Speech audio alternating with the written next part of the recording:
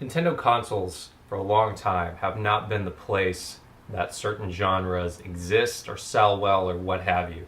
Things like first-person shooters, things like RPGs. Not since the Super NES era have Japanese-style RPGs really found a home on a Nintendo home console. Now, handhelds have been an entirely different story, thank goodness, but that's been the case for a while now.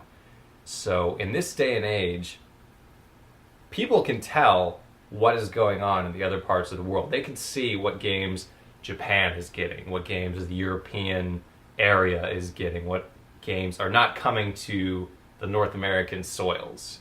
And they also have the ability to organize themselves in a way to tell people that they want to see something happen. We can be very vocal in today's day and age about what we like and what we don't like and what we want. Sometimes companies listen to that, sometimes they don't, because frankly, sometimes we want things that can't happen monetarily.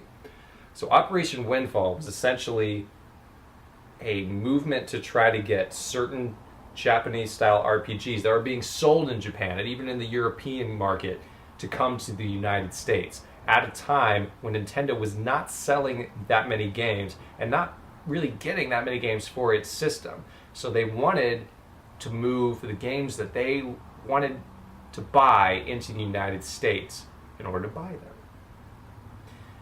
So this was called Operation Windfall, and it centered around three games: The Last Story, Xenoblade Chronicles, and Pandora's Tower.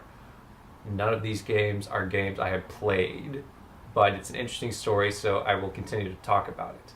At first, Nintendo said no, they weren't going to do this, but eventually they worked it out that all these three games came to the United States. Now, they've sold about 1.5 million copies combined total throughout the world. That is not much in the course of things. And as a company, I'm not sure what they had to do in order to make it happen in the United States. I'm pretty sure there were some deals where they would publish it in the United States or something like that. It was something that they had to figure out, but they eventually did. Now, Xenoblade Chronicles, I think, has been the most successful, but combined, all three of those titles have only sold about 750,000 copies in the United States.